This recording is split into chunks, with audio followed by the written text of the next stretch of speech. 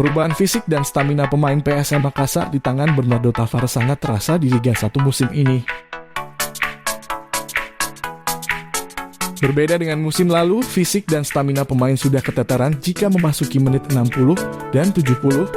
Dengan fisik dan stamina yang bagus saat ini, Tavares bisa menerapkan gaya taktikalnya yakni high pressing dengan mulus. Bahkan dari satu pertandingan ke pertandingan lain, para pemain PSM Makassar tak menurunkan tempo permainan. Meskipun sudah masuk menit-menit akhir atau waktu krusial. Tercatat dari 18 gol sudah dicetak dari 10 laga.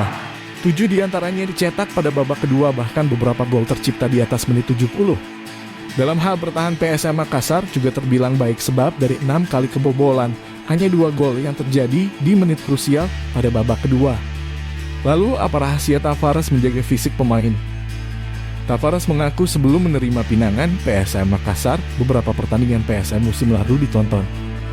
Kunci keberhasilannya meningkatkan fisik dan stamina pemain tak lepas dari pemain itu sendiri. Pemain kuncinya, pemain harus tahu lari seperti apa yang harus dilakukan. Kata Tavares saat ditemui tribuntimur.com di Stadion Kalgowa Kabupaten, Kamis 6 Oktober. Selain itu, Tavares membeberkan selalu menjaga gizi dan nutrisi pemain sebelum maupun sesudah pertandingan. Kita biasa berikan makanan yang sesuai standar olahraga sebelum dan sesudah pertandingan, kata pelatih kelahiran Portugal ini. Namun semua itu kembali lagi kepada kesadaran pemain. Sebab ia mengaku tak bisa mengontrol pemain jika sudah berada di rumahnya. Kembali lagi ke pemainnya, harus memiliki perhatian khusus kepada tubuh mereka karena mereka yang akan melakukan pekerjaan kepada tubuh mereka. Di rumah kami tidak bisa larang mereka, kata Tavares. Laskar Pinisi julukan PSM Makassar saat ini di posisi 3 klasemen Liga 1.